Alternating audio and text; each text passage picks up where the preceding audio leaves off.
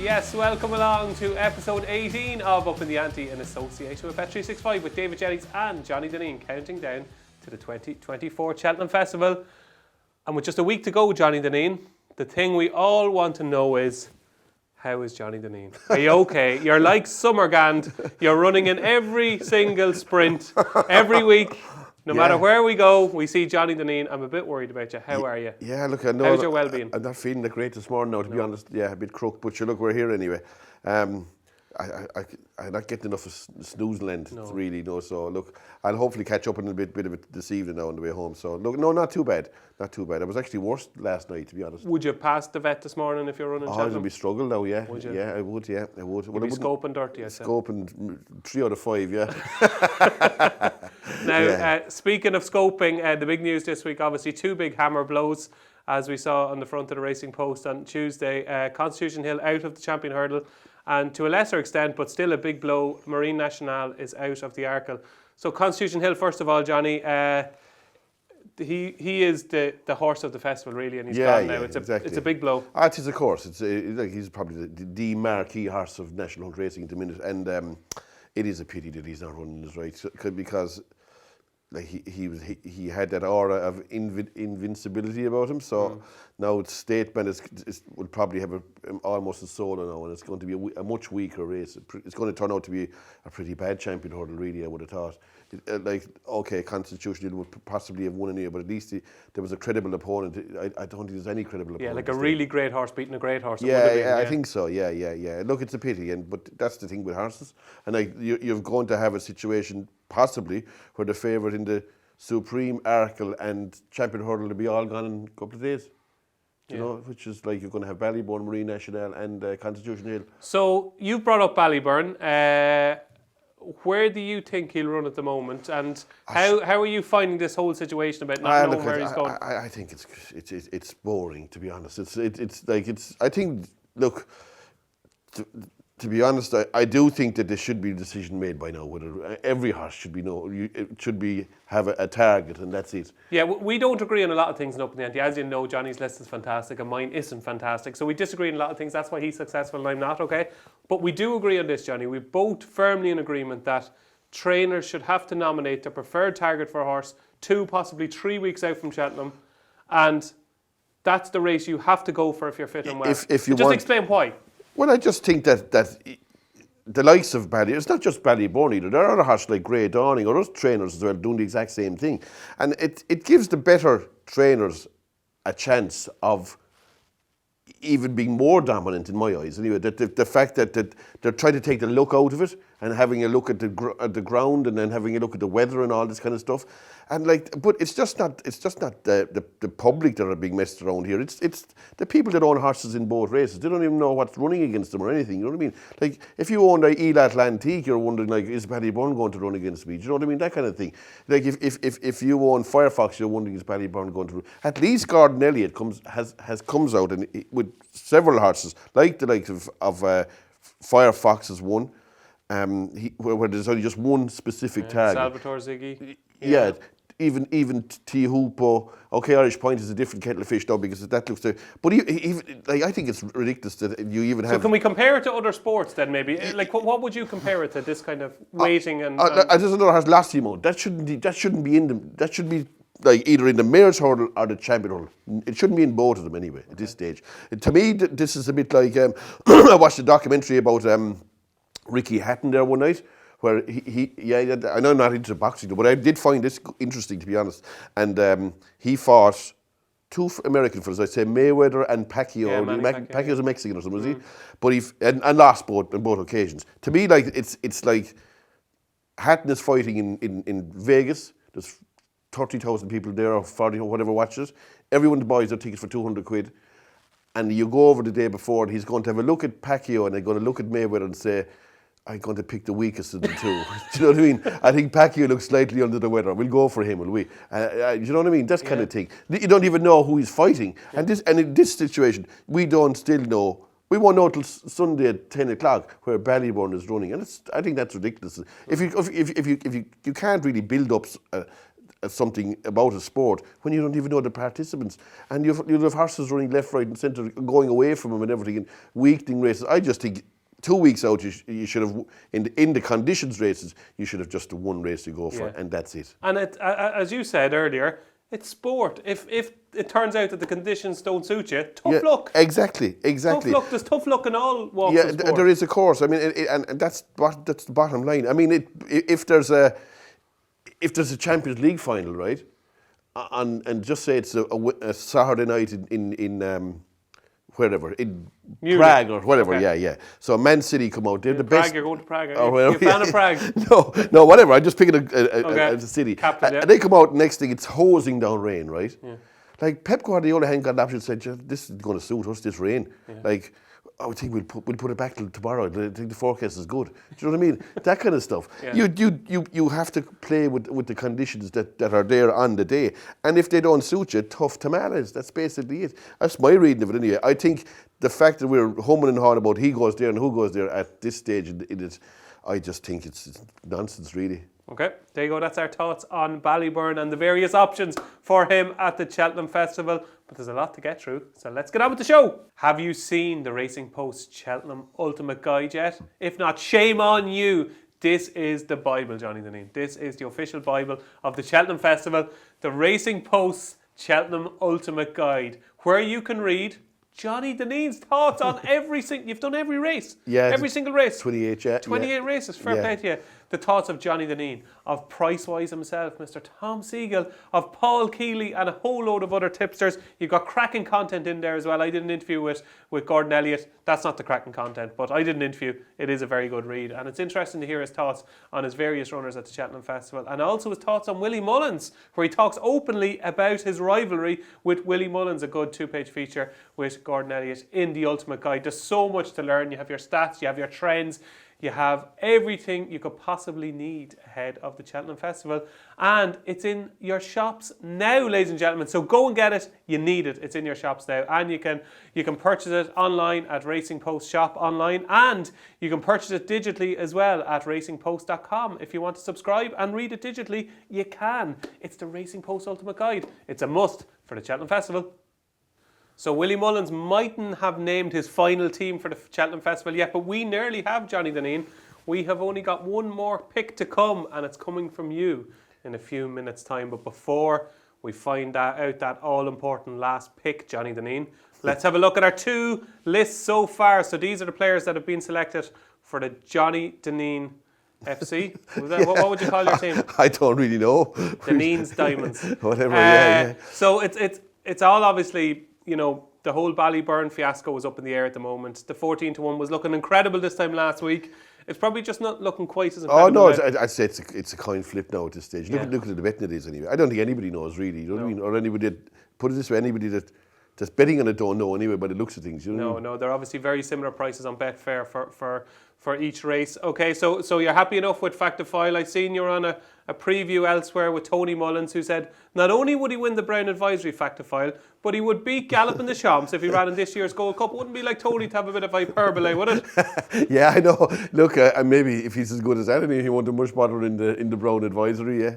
No, he won't. Is he one of your more confident ones? Would you be quite relaxed about him? Look, he's a great chance, definitely. Of course he does. Well, you're going on pure on hype and reputation, but these kind of stables are usually right when they're hyping up one, you know. Absolutely, and as you can see on the list behind, Johnny has got Dino Blue 11-2 now. Evens, Manila Indo obviously a big player as well for Johnny Dineen, 9-2. Now into 2-1 Manila Indo. Looks like he's going to go off a very short price for the cross-country race. And Johnny Dineen, you have been the instigator of this plunge on Crebley in the Trusted Trader Plate, put up on last week's show at 7-1. Now into 9-2, and that's not even on run or no bet. That's in your Ante-Post market. Yeah. Crebley has been a big mover, and if anything, actually, from watching you over the last week, your confidence levels have actually risen. No, I just think he's a great chance. I do. I do. I think he's well in here, very well in. You know, he was actually bigger than 7. He was 10-12 there the week before that. All right, but no need to gloat. Yeah, no, but I didn't back him now. But look. I think he's a great chance. I think with a bit of average luck, I think he's well in, and he's in off 140. I'd say he's he's upwards of the stone in hand in that mark. So, but like you've seen handicapped lads getting beat here before, but like it is his first run in a proper handicap. He's out in novice handicaps. There is a difference, and he's been running in relatively small fields as well. So there is that to contend with. But if he gets into a rhythm and gets average look, I think he'll win. I was going to say, he's fallen at Cheltenham obviously already. Are you worried about his jumping? No, absolutely not. And until the day he fell, he was really unlucky to fall. Actually, if anything, it was really no fault of his own. It was a bit like the fall of Gallup and Deschamps. He just buckled like in the back of it more than anything else. Look, he'll need a small bit of luck. If you can avoid bad luck, I think then he's an excellent chance. So of your 9 selections so far, obviously there's maybe 1 or 2 gone by the wayside. How many do you think you'll get up out of the 10 selected? Sure, look, you'd be hoping to get 3 anyway, I think. Oh, yeah, Jesus. Yeah. Right. Well, look, I mean, you got 1 last year. I know that, yeah, but I think you came on for the run. Like last year was your first series. No, but this year you've really blossomed. Yeah. You had that wind operation. Well, we had to pick 20 last year, and I think that picking 20 was far too many anyway. Do you know what I mean? And like, I defy anyone to pick 20 horses and not be made look foolish at the end of it, I think, anyway. Do you know what I mean? I think that was a really stiff ask, anyway.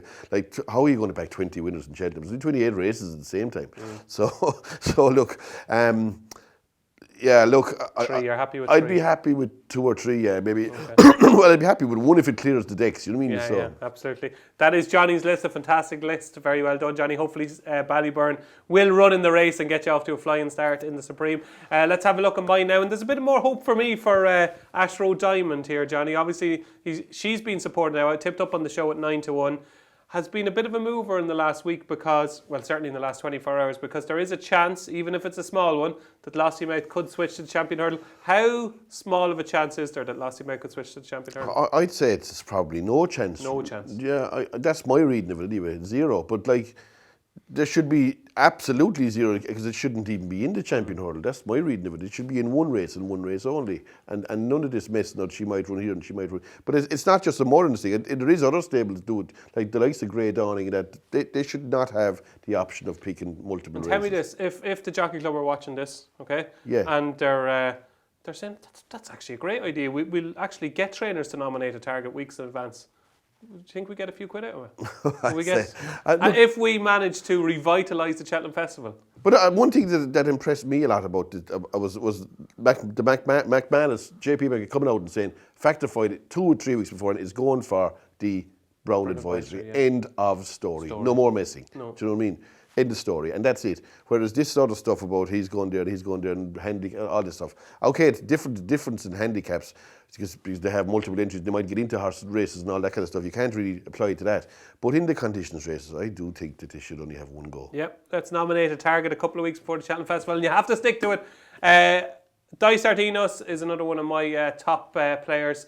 For the Mayor's Novice Hurdle, all the talk has been about brighter days ahead in the lead-up, and the Clyde Sutton camp are very keen on Jade de Grugy as well. But fingers crossed, Dice Sardinos can give Fergal O'Brien his first Cheltenham Festival winner. And also, there's a few like Indawi. I'm pretty keen on Indawi for the Boodles. I know you think it's a lottery, Johnny, but Indawi I think has got a cracking chance going into the Boodles. And Gaelic Warrior has gradually descended in price for the Arkle, and there is a chance now, I presume, with Marine National out, the Gaelic Warrior could just run in the Arkle, is there? Oh, sure, listen, it could run in the Arkle, it could run in the Turners, it could run in nothing. Yeah, what do you think about having that option of running in 2? Look, I won't say any more in this subject. No, that's it. Yeah, exactly. But look, it could run in either race. Yeah, it could. Yeah. Of course, it could. Yeah. I mean, races are getting weakened by the day, aren't they? With horses coming in and out, or coming out more than coming in. But look, yeah, look, it could run in. It could run in the Arkle. Yeah. Okay, there we go. So that's my list. I think I'm playing second fiddle to Johnny, but we shall see. You never know what's going to happen at Cheltenham. And now it's time for Johnny Dineen's final selection for the 2024 Cheltenham Festival. We do have a transfer deadline day on Sunday, so don't forget to join us on Sunday's show at 6 o'clock, where we will be revealing our transfer deadline day swap. So we can swap one of our selections and bring one in. We'll get Jim White. Is that his name, Jim White? We'll get Jim White. Jim is a Sky. And Natalie Sawyer. We'll get them in. They're coming into the studio in Cheltenham on Sunday for transfer deadline day. But before we get there, Johnny, your last proper signing for the Cheltenham Festival is? It's on the line in the Fox Hunters Chase. 3-1 with Bet365. Yeah, it's a solid type of option, is it? I think it is. I think there's a few 3-1 chances I'm starting to like at this meeting, and he was the one I went for. I could have gone for another one as well. Well, you can do that in your transfer. I can do that, yeah. And I could. Well, my transfer is going to be 1 or 2 horses. I'm not sure. The other one is 3-1. It's Tihupu. Tihupu. Yeah, I'd be considering him as well. I was considering him as well. Yeah, I do. I think he's a good 3-1 chance, and I think He'll go off 6-4, won't he? Well, he could go off 15-8, I'd say 7-4, 2-1, that kind of stuff. It's on the line, though. To me, has probably one horse to beat here, Ferns Lock. And I think you're wrong. I think Ferns Lock will beat. Do you think so? I think if it comes to a struggle, there's only going to be one winner. It's on. I think Ferns Lock is a touch on the soft side. He's a classier horse of the two, but they're going to apply the cheek pieces, and it's on the line now in Cheltenham. And I do think you find it hard to win. I can see Ferns Lock out in front and that, but I've seen Ferns Lock check out in races before. And he was a young horse then, though. He might have grown up a bit, Johnny. Yeah, maybe, yeah. But if it does come to those last 2 fences up the hill, I'd favour it's on the line. I would. I do think it will come to a struggle, and I do think your man will nail him. And do you think it's a 2-horse race between the two? Well, it's looking there. Like if Billaway is in the betting, he's nearly 3rd or 4th favourite. It's off. Like he's 164, is he? Yeah, but it isn't even a full field. There's only 19, so that you might only have 14, 15 horses in the race. So it's not like the normal cavalry charge kind of stuff. Like Premier Magic, did he win it last year? He did it 66-1. I think put it this way, I wouldn't be fancying it's on the line in a lot of renewals of this race, but in this one I would at the same time. I think this is a really weak Fox Hunters, and I would fancy him quite strong. Okay, there you go. Johnny Dineen has got it's on the line into his Cheltenham Festival team at 3-1 with Bet365, and those are our festival teams. So let's rattle on with our questions from the crowd, and the first one this week comes in from Sam Lynch, and it's very simple. Who is the best horse never to have won at the Cheltenham Festival, Johnny Dineen? Yeah, look, I would have picked either Carvel's Hill or Wayward Lad, and I went with Carvel's Hill. I just looked at his form and that, and I didn't actually realise how good a horse he actually was, to be honest. You know what I mean? He was just about, like, I'd say, like, I was just about coming to the age of actually being. You were a pup at that stage. Yeah, exactly. Yeah. Like I was able to probably bet legally, even. You know what I mean? So, you were probably late teens, 20 kind of. About 18 or 19. Yeah, exactly. So look, he was a brilliant horse. But I actually looked. I couldn't get over what kind of a campaigning he got. He won in these days terms anyway. He won the 2 mile race at the Dublin Racing Festival, right? Right. By 15 lengths. Yeah. Couldn't hold the Dublin Chase, yeah. No, this is a hurdle race I'm talking about. Hurdle race. As a hurdler. Oh, as in the Irish champion hurdle? No, as a novice I'm talking about. Oh, right. As a novice hurdler. As a novice hurdler. Yeah, he won. It was the Deloitte and Toucher race. Yes. It was 2.25 miles actually. Right. There was no 2 mile and 2.5. 2 mile too, yeah. Two. He won that, right? He went from there to win the race that Mystical Power won. Moscow Flyer. Yes, right. And did not go to Cheltenham. Didn't go. Like. Why? It would be the same thing as Ballyburn not going to Cheltenham this year. And why did he not? Did he get injured? Not at all. No. He just said he was too young to go there. What a loaded pony that was, right? I'm not joking you. But like, this was Jim Draper, wasn't it? Yeah. Oh, stop the lights. And of course, Jim, as it happened, is actually no longer has the license, and he's handed over to Tom in the last week. But he had some great horses, Jim. Oh, Jim, absolutely. But he had that. Didn't go to Cheltenham at all, and there was nothing wrong with the horse. Didn't go. That was their decision. Okay. As a novice chaser then, right, he went to the Gold Cup as a novice, yet he wasn't able to go at all as a novice hurdler, right? Right. Okay. And how did he run the Gold Cup? He fell. He fell in the race. Carvel's Desert Orchid. This wasn't the day that Jenny Pittman. No, he was evens in that race. He fell against Desert Orchid, where Desert Orchid beat Yahoo. And how was he going? Yeah, I fell at the 7th fence. Okay. Fell at the 7th fence. But listen to some of this other stuff. This is beat all though, right? He ran the Hennessy Gold Cup at least twice a year, but on one occasion... Newbury or Leopardstown? Leopardstown, right. Okay. On one occasion, he carried 12 stone something in a handicap chase at Leopardstown a week before the Hennessy Gold Cup, okay, and got beat by Nick the Brief in the Hennessy Gold Cup. Right. He won a 20 grand race the week before, and then he went to the Hennessy Gold Cup and odds on got beat. And in another year, he ran in the Red Mills chase in Gordon, won in a walk, and 10 days later he went for the Hennessy Gold Cup and won it. Like, it's incredible stuff in relation to what's happening nowadays. You know, he was running a week is all between 3 mile handicap. And his most famous performance was when he went to England then to Martin Pipe in the Welsh National. The Welsh National, when he ran in the tyres to his chase carrying 12 stone. I mean, this is madness about the stuff that they were doing with him, I think, anyway. Especially in relation to what's happening nowadays, anyway. But the horse that he beat as a novice hurdler, Mixed Blends, he beat it half the track now, right? And Mixed Blends was second, led on the run in the Supreme Novices Hurdle. Like, Carvel's Hill would have won one of the novice hurdles in Cheltenham by a distance, and he didn't even run. God, he was some horse. Now, I was very, very young, but I do remember, like, any time he ran, there was such a buzz, like, even with my family, like, Carvel's Hill is running today, like, you know. Yeah, he was a bit of a bulldozer as well. He would knock down hurdles and fences and things like that. But what a brilliant horse he was. Yeah, okay. I'd say that's probably the right answer. It was just a bit early for me because I can't really remember him, but I just thought Beaver Salmon had so many tries at Cheltenham. Like, he was in Leopardstown, and to do what Michael Harrigan did with Beaver Salmon, because I think he didn't run like in novice chases, didn't he? Not Beaver Salmon, didn't he? Just go straight into open company? I think his first run was a grade 1, was it? In the Clonmel Oil or something like that. Yeah. I just thought it was like some amount of belief in the horse to pitch him into open company straight away. And you know, the day he beat Best Mate, the famous Paul Carberry signal telling Best Mate to come on, like, he was around Leopardstown when he was on his game. He was a serious horse, wasn't he? Yeah, it's amazing that he couldn't bring it to Cheltenham. I know, A few times he was there and he didn't bring absolutely. it there, He was really disappointing. But I'd say you're probably right here, Johnny Dineen. I'd say Carvel's Hill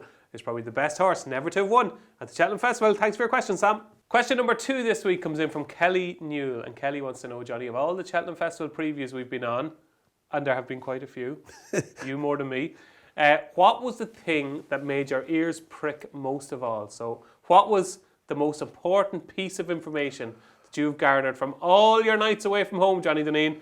The one nugget, the golden nugget that you can tell up in the Ante viewers. Well, it's not a golden nugget as such, but I was at one and where Ruby was quite keen on the fact that Ballybourne was going to run in the 2.5 mile race. That was like, I didn't really want to hear it now, but it was.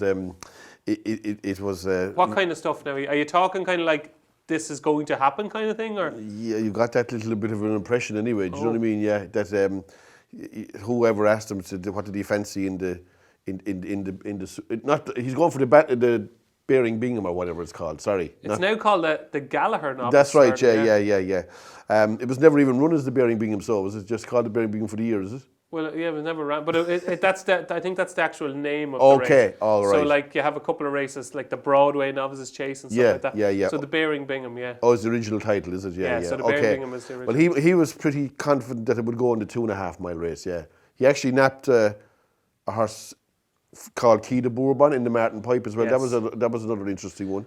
I don't know, but I was on a preview with Michael O'Sullivan, who will be surely the hottest property in that Martin Pipe race. Yeah. And he thought he was hoping that maybe he might get on Key de Bourbon. And Michael O'Sullivan would be a massive bonus for any horse in that race. He would be the best jockey in the race. Oh, absolutely, yeah. I mean, he's a fully fledged riding against a lot of great temperament as well. Young, absolutely, yeah. Jockey. Yeah, oh, he's a good rider, he's right, yeah, very good.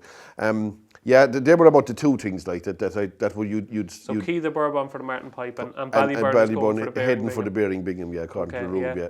Yeah, okay, that's interesting. Sure, look, there was loads of stuff to pick up. I suppose I wrote it in my column. The one thing I was surprised about and that shocked me when it came out was David Mullins saying that he thinks that Meeting of the Waters is a Gold Cup horse, which I thought was, whoa. When he said it, I was MC and I was like, it came to the naps, the charity bets at the time, and he said, mine is in handicap. And I said, what race? And he goes, the Ultima. And I said, is it an Irish horse? Dundura was the last Irish horse to win the Ultima. He says, yeah, it's an Irish horse.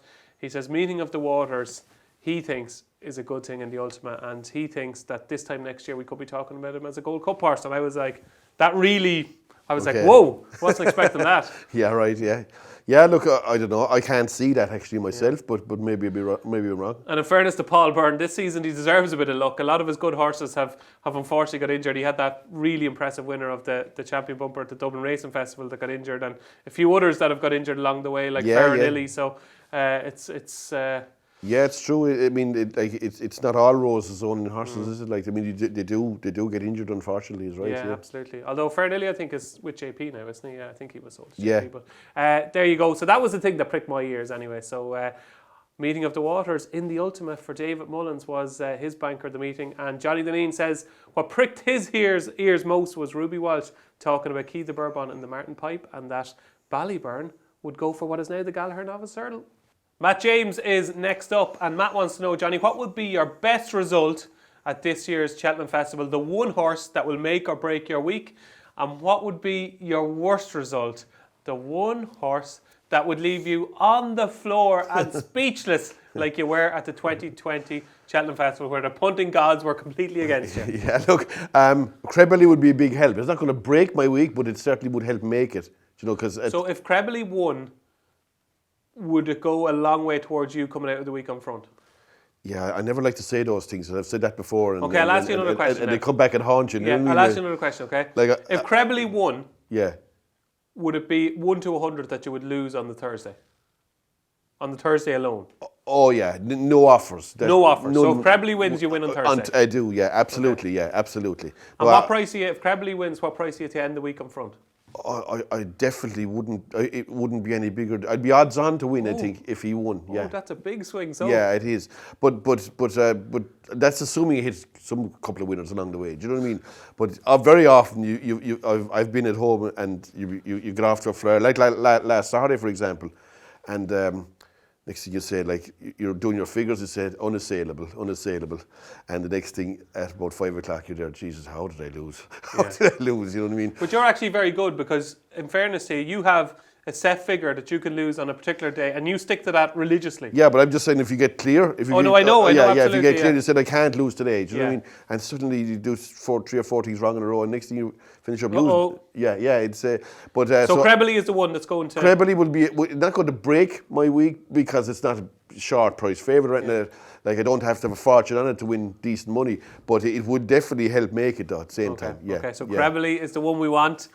So what is the one we don't want, Johnny? I don't want Galloping the Champ to win. Yeah, you've been pretty vocal on this. I'm going to chance Lane Galloping the Champ. And one thing that isn't being mentioned, even though to me it's of huge relevance, is he is a big drifter on the exchanges. Is he a big drifter? Well, he's gone from just bigger. 2.54 for the last week. 2.6 something, but he was 2.1 something about 2 weeks ago at the same time. So it's 11 to 10 out to 6 to 4. But there's no money for anything in the race either. Do you know what I mean? It's not as if horses are being backed against them. But maybe people are listening to you, Johnny, and that's why. Not at all. No. I'm just saying that the fellas that like a lot of the things that I've been on, a lot of people seem to fancy him.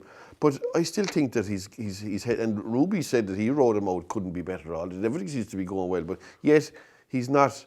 Like, put it this way, Constitution Hill was 138 rock solid for months and months and months, and like there was no smell off him. Whereas this horse has gone out, like he's gone out 30 or 40 spots in the computer, and nothing been said about it. I just think that's a bit worrying. If I was fancying him, I'd be worried about it anyway. That's for sure. Okay. It mightn't be big money. I'm not talking about, but it doesn't matter whether it's big. I always think that the money is relevant to the people that are sticking it up. They don't have to be £5,000 and £10,000 punters.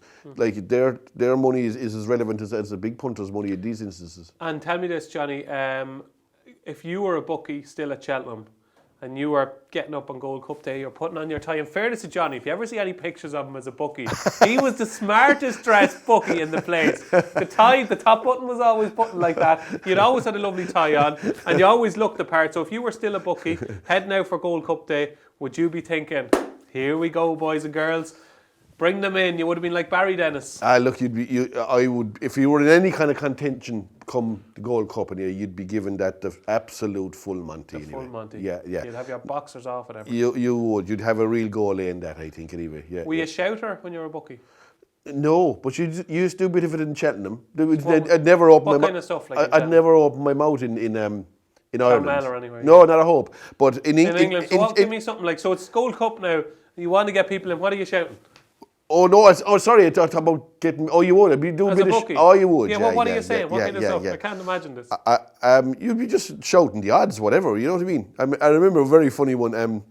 There was a horse running down in Mallow one day in a Cork in a maiden, right? Yeah. And there was a guy betting alongside me. He was a nice fella too, but he wasn't a regular bookie. He was actually representing somebody else.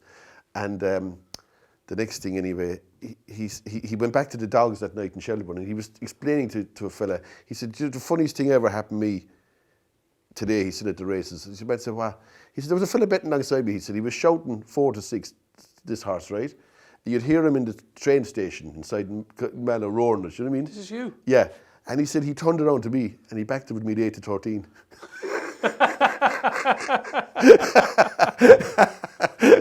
We were trying to just hawk it out for the show prize, you know. Yeah. I had no interest to anyone going. I see what you were at. So you're shouting like, Yeah. take 4-6. Yeah, take 6-4, whatever. Yeah, exactly. Yeah. But I was never cheer horses home now, never ever. Because invariably, the guy alongside you was going to lose. You know what I mean? You didn't really rubbing it in people's faces. But in England, it was different. It would seem to be the bookies. Not every bookie would do the same, and not some would be with the favourites, other fellas wouldn't. And they were big shouters. You know what I mean? They were big cheerers. One. They didn't care who was long. And we got into that. After a while, there, like it's no holds barred. You can show whatever I want your home if you want to. Now, it wasn't a big show, but you kind of got into it, the whole atmosphere of it and all that. Like when Dineen and all them horses, you'd be roaring at home. You know what I mean? But normally, I wouldn't shout nothing home. No, very, very rarely. Yeah. Okay. I kind of forget what the question even was now. Oh, I think it was what was going to make or break your week, wasn't it? Was Yeah. So it's Crebbely and Gallop in the Shams. I'm going to lay Gallop in the Shams, definitely. Okay. He's laying Gallop in the Shams, and Crebbely could potentially make or break Johnny's week, but not totally. There you go. That's what Johnny Dineen is looking for next week at Cheltenham. It's Sam Finch's turn now, and Sam wants to know, can he have a lucky 15? Everybody wants a lucky 15. Can he have a lucky 15 from both of us for the Cheltenham Festival next week? Any horse, any price, any race. 4 horses from each of us for a lucky 15, Johnny Dineen. Oh, it's the Cheltenham Festival, is it? Yes. Oh, right, okay. What did you think it was? I thought it said any race or something like that, and you could pick. What were you going for, the Derby? The Guineas. Were you? Well, you can have them. I'll just put in one. Is that okay? Yeah, that's okay. I'll put in Is it City of Troy? No, it's not. No, it's the 1,000 Guineas. I'll put in the 3 from Cheltenham first. We're intrigued now. Breaking news. The flat has taken over up in there. If that's a sign that the jumps is broken, I don't know what is. Okay. Yeah. So, okay. I thought it said any race or something. Well, he did actually. Yeah. But I presume it's any race at the Cheltenham. Oh, sorry. Okay. Well, I'll put in 3 from Cheltenham. Okay, go for your 3 from Cheltenham. I'll go Quilixius. Quilixius? Yeah. In the Arkle? In the Arkle, yeah. Oh, I'll get a good message for that, Quilixius. And the fact what kind of messages? Strong message for it. Strong message. Yeah, just doing things right, and it looks like in the pocket going to be there. So, I think it's a winnable race. I looked at his form, and like he did win the Triumph Hurdle. Kind of went into the wilderness for a while, but he could be back now. And like I just think if there is a chance that one horse will improve past all those other ones that have been running against each other, like the likes of Ida Tatamp and all them. Found the 50 and Facile Vega if he turns up okay. Okay, so Quilixius could start. I'll go Crebbely, and I have to put him in anyway. Obviously, yeah. In the place, and I'll go Pat Daru. In the Grand. I just like the fact that Gavin Cromwell, that was another thing that pricked my ear, that he put that up rather than my mate Mozzie. I think if Pat Daru it's a big if now. If he does hit a going day where he doesn't clock fences, I'd fancy him. Well, I'll tell you, if those 3 win, you're sitting in a fortune going into May at Newmarket, okay? Yeah. So we have got Quilixius in the Arkle, we have got Crebbely in the Trusted Trader Plate, and we've got Pat Daru in the Grand Annual. So what are we fancying in the 1,000 guineas? In the 1,000 guineas, I'm going to go with Ylang, or whatever you... Jeez, I thought Tihupu was bad. Yeah. Ylang. Is it? Whatever. Ylang. Yeah. Yeah. Whatever they call it. YLANG and then another YLANG. Ylang. Is that a city? Is it Ylang? I don't know. What? I don't even know myself. But anyway. You fancy Ylang? I do. Are you hearing something? Strongly. I know. I like the fact that it has course form. It's form with a mile. It's the line hard as well. Yeah, it does. And good ground is probably vital to it. Like, looked like being in an airplane to start here, then went off the boil and finished last in the race, but came back. She won the Fillies Mile, didn't she? She did at the end of the season, but she had a run before that, which she was only a bit of a sighter in Newmarket, finished 3rd. Finished strongly. Yeah, I did, yeah. I just think that they'll go hard, because they had a pacemaker for the last day. They'll run that same thing again, whatever that is anyway. It'll be what price is Ylang? It's about 10 to 1, I'd say. 10 or 11 to 1. I think it's a great chance. Okay. Great chance, yeah. What's she called again? Ylang. We really need to make these names easier for you. Yeah, I think so. Johnny. Yeah. So Johnny's final leg of his lucky 15 is Ylang in the 1,000 guineas. Okay, my lucky 15, I'm keeping a Cheltenham, Johnny. Okay, right, okay. Kicking off with the banker on day one, it is Corbus Cross in the National Hunt Chase. I just think he's different class to what he's running against. I do like Indawi in the Boodle, so Corbus Cross into Indawi. Tihupu, I think at the moment, as Johnny said, is cracking value. If you're getting 11 to 4 now at Bet365, surely he's going to be a 6 to 4 shot on the day. And I'm going to throw in Ferns Lock against Johnny in the Hunter's Chase. I think Ferns Lock at 3 to 1. I think that's value in what looks to be a 2-horse race. So there you go. Corbus Cross, Indawi, Tihupu, and Ferns Lock will be my lucky 15, Johnny. I'll be hoping to get, hopefully, at least 2 up to get your money back anyway. Yeah, well, if I get the first 3 up, I won't be able to sleep till No, 1,000 guineas. You won't. So. No, you'll wait. You'll have a 6-week wait for you. You'll have to do that bet now, so you will, just in case. Yeah, just in case. I am on Ylang already now. To be honest, Okay. Yeah. There you go. That speaks volumes. Who would have thought a flat chat on Upping The Ante? But those are our lucky 15s for the Cheltenham Festival. And a video question concludes our questions from the crowd this week. And it comes in from Brian Galt of Galtstats. So Brian, what's your question? Morning, gentlemen. Love this show. You're doing a great job. Just hope at the moment you're getting enough sleep. I was at Donegal the other night and Johnny was quoting a few trends, which I like to see. With a week to go, tell us, which trends do you like and which trends would you ignore? Have a good one. So then, Johnny Dineen, Brian wants to know, which trends do you like going into this year's festival and which trends do you ignore? Are you a big trends man? Are you a trendsetter? No, not really. No, I'm not a trend or a stats man. I just think that you can bend stats and things to suit yourself. You know what I mean? Oh, how so? Look, you can. I just see that fella said that the Irish haven't won this race in so many years. Okay, so the Ultima, they haven't won the Ultima since 2006. Yeah. Is there any truth in that? Like, how many fancied horses have they had in 18 years or whatever it is? I'm sure they've had a few, though. Yeah, and maybe, yeah, but I just think like stats are there to be broken and times change and that, and like I don't know, you can apply stats to lots of things to suit your own argument, I find.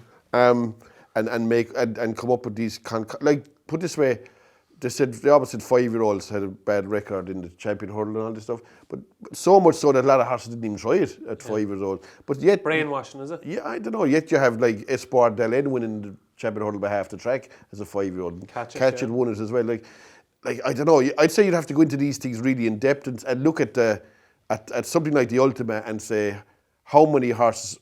Irish horses under 10 to 1 ran in those 18 years. I guess not a lot now, you know what I mean? My guess would be not too many. And like, okay, trainers come around and break trends and break stats every single day of the week. I'm not a big trend or a stat man now, to be honest, no. Okay. No, look, I wouldn't maybe not ignore him completely, but... wouldn't put you off. Like, if you were really, really strong on, just say, meeting of the waters in the Ultima, and that was your banker of the meeting. Yeah. And you then found out after backing it that Ireland hadn't won it in so long. Oh, that wouldn't affect me in the slightest. Not in the slightest. Wouldn't even reduce your stakes. No, not a hope. No, you're dealing with the likes of Willie Mullins and them fellas. Like they're not interested in those kind of stats. So they can break stats every day of the week, as far as I can see. Yeah. Do you know what I mean? So you're not a stats man. You're not a times man. No. Or a trend man either. What kind of a man are you? I don't actually know. I suppose, look, a lot of it is I'm more of I tell you what, I'm more of a gut man, you know what I mean? Gut man, there's your new nickname. Gut man, Johnny. Yeah, a gut feeling, and listening to people as well. I listen to several people and listen to, try and put the pieces. Don't listen to me. And piece things together, do you know what I mean? Yeah. So rather than go specifically on, like, if backing horses was a kind of a maths formulation thing, I think to take the fun out of it. You know what I mean? It's not as simple as X plus Y equals Z. You know what I mean? Because you're not a price man either. I would be to a point. Do you know what I mean? To a point, but like I always believe that certain horses hit prices because of reasons that you can't see. Do you know what I mean? So my final question on this is on the price thing. I know we're going a little bit away from trends, okay? So you hate drifters. You hate drifters. You're not a big fan of them because you think there's reasons why they drift. Paul Keeley, our colleague in the Racing Post, always says, especially at Cheltenham, if you see a horse drift, have more on. Yeah. But you completely disagree with that. Well, I wouldn't go with that one, no. I have to say I wouldn't. It all depends on the races, and it depends, like if it's low grade racing, it's even more pronounced, I think, the drifters, the less of a strike rate they'll have. There would be cases in some of the bigger races where horses can be easy enough to back and they can win. Look, drifters can win all right. They can win. And when they do win, fellas will be saying, you'll hear these fellas coming on, oh, drifters can win. They can win all right, but not enough of them. If you were backing them, you would not win backing them, in my opinion, anyway. Okay. And you get a very uncomfortable feeling when you're on them too, I think, anyway. I don't like to be on them anyway, that's for sure. Look, okay, they can win, and they do win every now and then, but not enough of them in my book. Okay, there you go. Thanks very much for your question, Brian. Well done with all your work on the trends, and the very best of luck at the 2024 Cheltenham Festival. And that was this week's Questions from the Crowd. So it's Performance of the Week time now, where Johnny Dineen counts down his top 3 performances of the last 7 days. Take it away, Johnny, number 3. 3, Mr. Megget in Doncaster. Looked a goodish horse in Carlisle, probably a weakish race, and this was only a 4 or 5 horse race, but you'd never ever see a horse to win a race as easy, would you? Never come off the pride. No, absolutely hosed in. 6-year-old. He may run in the Aintree bumper, I'd say. Would he? He looks like he wondered he might go there. It's impossible to know how good he is, but he's definitely a smart horse. Okay, Mr. Megget is number 3. Number 2. Number 2 is Thunder Rock. Thunder Rock, he won that Bet 365 chase in Kelso on Saturday. Yeah. Imagine if you were told at the second last that he would win by. Did he win by double digits? Yeah, I was looking and I was saying I didn't even know who was riding him. Okay, I didn't know who was riding him, but he only won by 7 lengths, but he won in an absolute walk, didn't he? But I was saying, what's the jockey doing in Thunder Rock? Is he not going to try and get into the race? And he obviously he had things well under control. He's a smart horse, Thunder Rock, very smart horse. Now he's that was running off 146 there the other day. I know it wasn't a handicap, but he's surely a 150 horse plus. Small fields look pretty important. He's not a spectacular jumper. He can really hit one. He can. He's more of a climber than a jumper, isn't he? He doesn't really let fly at him. You know what I mean? But he's getting the hang of it now at the same time, and I'd say he ran into Paddy Power, didn't he, and ran bad in it in November. But I'd say a lot of his best form was with small fields. But the race one of those races in Aintree, they won't have big fields either. No. And he could have an outside chance in one of them races. He's a smart horse, and he did win real easy. Now it wasn't a great race, okay, but he was a good hurdle horse too, and he's an even better chaser. He's a smart horse, Thunder Rock. Okay, Thunder Rock is number 2. So Johnny Dineen's Performance of the Week numero 1 is. I went with Blood Destiny in beating Spallan's Tour in Navan. Different tactics. But I didn't think that made any difference really. So he was always in second place. He settled okay, and he probably had the run of the race over Spallan's Tour. But he beat him fair and square, to be fair. And you'd be wondering why he wasn't running in Cheltenham, wouldn't you? On the back of why after that performance. If that performance had been just say 3 weeks ago, and he was running the Arkle now, would you have given him a squeak? You'd probably have to, yeah, you would. I think he'd be under 10 to 1 in here, wouldn't he? Yeah. He looks like he's going for the Power Gold Cup now. Willow Worm. The Willow Worm. Okay, it's not the Power Gold Cup anymore. Willow Worm. Right. What would you say Willow Worm is, if you were to guess? Willow Worm. I'm guessing it's some sort of a continental quilt or something. Crowd make them, no? No. or pillows, no? What? No, they're like briquettes. They're environmentally friendly briquettes that you put in a fire. All right, all right. Yeah. I wouldn't like to put your head on a willow worm, to be honest. All right, no, yeah. They're not pillows. I wouldn't be the most environmentally friendly chap myself, though. Oh, God. I never take much notice of that ozone layer or that stuff. Stop, that's some note of tripe, isn't it? Stop. Yeah, the burning emission. Oh, stop. I won't better say nothing because... No, Johnny, no. We'll end up in Mountjoy. Come on, continue. Well, look, he put up a good... Will he win the race of Fairyhouse to Grade 1? I'd say Spallan's Tour's a chance against him in Fairyhouse now at the same time, with the extra half mile maybe. Yeah, I do. He's beaten him there already, so... And it'll be level weight. Yeah, it'll be a lot closer, but he did put up a good show now, to be fair, he did. And this weekend that's gone, wasn't any Cheltenham horses around, so it was easy enough for him to gain the number 1 really. A little bit surprised at one omission. What was that? Ash Tree Meadow, I thought should have got in there. Yeah, but that was kind of a no race, wasn't it? I think it was anyway. I don't know. It did well to win on bad ground because it probably didn't suit it. Fair horse. Yeah, he's a goodish horse. Yeah, he is, and he won on ground that definitely was against him. Definitely was against him. But he wasn't in Johnny Dineen's top 3 performance of the week. His best performance of the last 7 days was Blood Destiny. So what you need now is an Eyecatcher, and your Eyecatchers, in fairness, Johnny, have been doing terrifically well throughout the series. What is this week's Eyecatcher, the one horse that caught your eye? Look, it was an obvious one. It ran yesterday. It fell to the last. The Company Sergeant. The Company Sergeant. I think it would have won that race, actually. Do you? I do, yeah. You think it would have beaten Aspire? I do. I think it was coming to win. And I looked at its form there. It's kind of half a... Even though the ground was bad there yesterday, and it has bad ground form, I always had a suspicion it was kind of a good ground horse. So, like, that'll be probably campaigned right through the summer. Dennis Hogan, they do kind of well in the summer, them kind of trainers. So, and if it did happen to rain at any particular meeting, it wouldn't be inconvenience. That'll win a lash of races, I'd say. Now, wow. Yeah, I think it will, yeah. I think it'll definitely win a novice chase. Now, saying that its next run is going to be in the back of a fall, like, would you back it that day? I'm not so sure. But I presume it'll definitely win a novice chase, and it maybe even handicaps. I could see that finishing up, running in some decent enough summer handicaps, that horse now, you know. Okay, maybe even Galway Plate or something? Yeah, maybe so, but it has a bit to get up to that level at the same time. Okay, there you go. Johnny Dineen's Eyecatcher of the week is the Company Sergeant. So we know what's happening next week, but what's happening this week? How are we going to raise some funds, Johnny, for the Cheltenham Festival, for all our Upping The Ante viewers? So what's happening this week? We're going to preview 4 races at Sandown on Saturday. It's Imperial Cup Day, but we're going to kick off with the Novices Hurdle EBF final, Johnny Dineen, which often throws up some really good horses. Last year's race was phenomenal, really, with Crambo actually, and all the winners in behind. Yeah. Your that Nigel Twist and Davis horse ran as well. That's won this year a few times. What was his name? Oh, Captain Dibble, yeah. No. Well, it is him. Cuthbert Dibble. Sorry, Cuthbert Dibble. What's it called? Cuthbert Dibble. Cuthbert Dibble. Yeah, he was in there as well. So what's going to win it this year? We both like one of them. It's an open race, but I like the look of Hastings. Yes, so do I. Hastings. He looks well in here off 119. He does. I think that the up a bit and trip will probably do him no harm. Why'd you make it run in Newbury? I think he just got shuffled back early on. The winner got like solo in front as well, and I don't know really. I think maybe the trip here would probably help him. Yeah. Sandown can be messy ground. It always is sticky and the holding and stuff. He has form in heavy ground. He does. He's third in the bumper of the entry. Like, that's good form. Yeah, he looks like a horse that we just haven't seen the best of yet. Yeah, I think like 119. He's been winning races in gaff tracks like Catterick and that. But even though he's not been winning by big margins, he's been winning quite strong. He won the same way in Leicester. He only kind of poked his head in front of the line.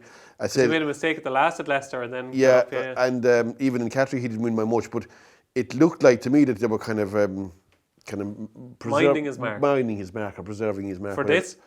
Yeah, I would have thought so, yeah. Okay. Yeah, 119, he looks to be well in. He's getting weight of horses that I'd say he carry him in his back. Okay, that's Hastings in that Novices Hurdle final. Moving on to the Imperial Cup, Johnny. I'm going to give Bad one more chance. I think he can come good. He's travelled all over the win. He travelled all over every horse in Ascot last time. And you're saying, this is the day. This is the day for Bad.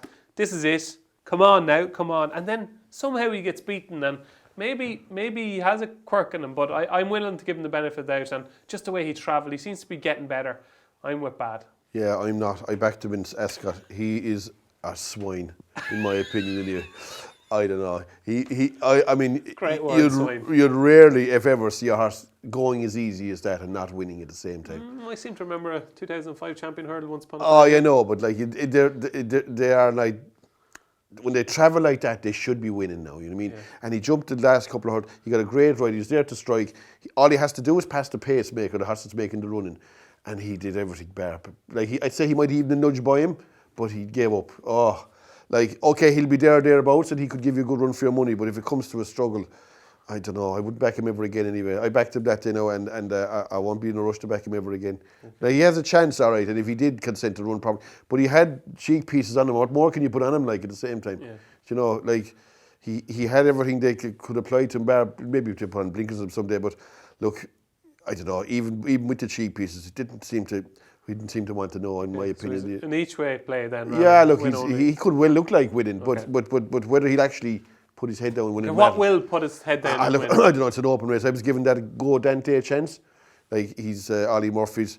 I think that Iberico Lord form is really strong handicap hurdle form, and for that reason, that was the one I was going to go for without any major conviction at the same time. Okay, that is Go Dante. Moving on to the Mayor's listed bumper, Johnny. This is another race that can throw up a good one. Yeah, it can. I looked at Mongabello. I mean, it was put in favour at like under 3-1. I thought that was quite short. Yeah. And considering that it finished well beaten in the Dublin Racing Festival, saying that its previous form, if it didn't run in Dublin Racing Festival, it would have been entitled to be about the price it is. But it did run there, finished 8th. So I would thought that was beatable. Some of the other English mares, the ones in behind it, were like definitely beatable as well. And I looked at the one that I never heard of the horse before, but Honky Tonk Highway, horse of Dan Skelton's. It beat that horse of Diva Luna, who won that mare's race in Market Raisin. That was good form, like that horse of Ben Paulings. And it beat it easy too, and on heavy ground. It's entered the race in Hereford, but I'd say it might run here. And if it does, I think if you're able to beat Diva Luna, you have a chance here, and I think he might do it. Okay, I thought Bella's Bridge was a big price, 10-1. I thought she won a good bumper at Ludlow last time, but that's interesting. We'll keep an eye on that Skelton horse. And the final race, Johnny, is the Novices Handicap Chase. I thought Martador was a rock solid favourite, won well at Newbury. What do you like? Look, it's again tricky race. Martador won a weak race, I thought, in Newbury. It was a weak race. It won nicely though. It did. It won easy. It has a chance, all right, because it proved it gets the trip anyway, 2.5 miles. Cotbask is climbing the ranks a bit, but it has course form. Gary Moore wins races here. I'd go with him. Again, wouldn't be a massive confident selection, but I'd just about go with Cotbask, I think. Okay, there you go. That's what's happening this week. So, folks, a very sad occasion here in Upping The Ante because it is the final midweek treat. Yes, Johnny Dineen, 18 weeks in, it's your final midweek treat. You've treated us to plenty of winners. I think we've almost got half winners, so I think you're up on 8 or 9 winners out of, this is going to be our 18th week. So let's go out with a bang, Johnny Dineen. We want your best treat yet. Your final midweek treat is? Yeah, look, there's no Irish racing in Thursday Clonmel, that's off. So I went with Highlands Legacy in the 4:20 Carlisle, 2 mile, 1 furlong novice hurdle. It's one more stroke, looks probably the biggest danger, but that has a penalty for winning the race. And this guy is getting the weight, finished second to 135, not out in Wincanton, ran well. I'd say he's due. He will win this. No, I'd fancy him fairly strong, yeah. Okay, fairly strongly. There we go. Highlands Legacy in the 4:20 at Carlisle on Thursday is Johnny Dineen's final midweek treat. So now it's time for DJ versus JD. Yes, our weekly charity bet competition, and Johnny Dineen is hanging on to the lead. We're both going to finish in profit, which is great. You're plus 162.50 and I'm plus 75 quid. Now I have to issue an apology here, Johnny. Yeah, to anybody that knows me, to my family, all my friends, because unfortunately PlaceNet disgraced the Jennings name. Oh, did it? Week. Yeah. Oh, that went bad. Yeah. Massive drifter, massively poor run. PlaceNet. I don't know what's going on with that horse, but PlaceNet is not just say in the place where we want him to be, Johnny. Okay, so I can only apologise. I'm very sorry. I thought he had turned into a well-handicapped horse. He hasn't. I don't know what's going on. But anyway, PlaceNet was no good for me last week, and I don't think you got yours up either, Johnny. No. I can't remember, no, actually. you didn't. What was it called? I can't remember, but you didn't. Right, okay. I remember the winners. Okay, so what are we going with this week, Johnny? I'll chance Hastings in the Sandown. EBF final, 150 Sandown Saturday. I just have a feeling that he might be well handicapped of 119. I have a feeling he's more than well handicapped of 119. He's worth a stab. Okay, there we go. Hastings for Johnny Dineen. And I think when he gets it all together, I think Es Perfecto is one of the best handicap chasers in training in England. He's up 1-2-3 in the 440, 2.5 mile handicap chase at Sandown on Saturday. Look, he has form tied in with Ginny's Destiny. He has form tied in with Blow Your Wad, who won last week. He's just a well handicapped horse who just needs to finish out his race a little bit better. But I just think he's so well handicapped in this race. And think of all the horses he won't be running against that are going to Cheltenham. This is hopefully his grade, and he shouldn't let the side down if he runs on Saturday. So Es Perfecto in the 440 at Sandown on Saturday is my charity bet, and Johnny Dineen is with Hastings earlier on the card at Sandown. Johnny Dineen, all Racing Post content, yes, all Racing Post content is going to be free to all our customers on the Racing Post app. Unbelievable scenes, Johnny Dineen, unbelievable scenes. Yes, it's free. So you even get Price-Wise himself, Mr. Tom Siegel. Is he your idol? Yeah, it'd be one of them. Oh, not just the idol. One of Johnny's idols, yeah. One of my idols too. Price-Wise, imagine getting Price-Wise tips for free. This is a one and only event. All you've got to do is log into the Racing Post and you can see everything for free.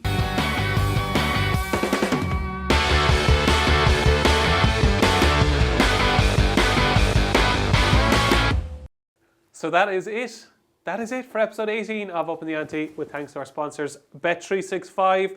We're nearly there, Johnny. Yeah. How is your fitness holding up as you yawn? Right on cue. How is your fitness holding up? Oh, it's not great. No, Is it not? No, it's not. No, I'm You're regretting not doing that pre-season training? struggling a small bit. Yeah, exactly.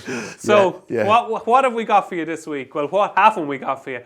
Don't forget to tune in on Thursday, where I will be joined by Johnny Dineen and Gary O'Brien of Racing TV fame. Yes, we'll have our traditional curtain raiser to the Cheltenham Festival, our exclusive Johnny Dineen and Gary O'Brien Cheltenham preview, where we go through all 28 races at the Cheltenham Festival. It's short, it's snappy.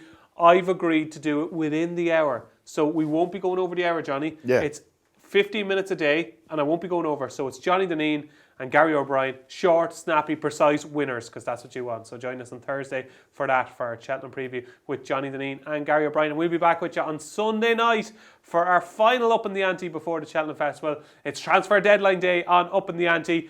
We'll be picking our final selections. We'll be throwing something out of our teams and throwing something in. It's transfer deadline day on Sunday at 6 o'clock. So we'll be with you on Thursday and Sunday. They'll be sick of us, Johnny, will they? Yeah, very likely is right. Yeah, we've what is it, 3 or 4 days this week? Is it 3 days? Is it? 3, yeah. Tuesday, Thursday, Sunday. Yeah. Now, the only thing I will say is, like, once Cheltenham is over, they won't see us again for ages. That's true. Yeah, you'd be in hibernation. Yeah. You'll be in hibernation. Do you sleep for a few months? You do? No. I sleep a few days after that at the same time. Well, listen, hopefully you get through the week in one piece, Johnny. Thanks for joining us here again on Up in the Ante. And don't forget, we'll be back with you on Thursday for our Cheltenham preview special. But that's it for now. This has been episode 18 of Up in the Ante in association with Bet365. I've been David Jennings. He's been Johnny Dineen. Thanks for watching.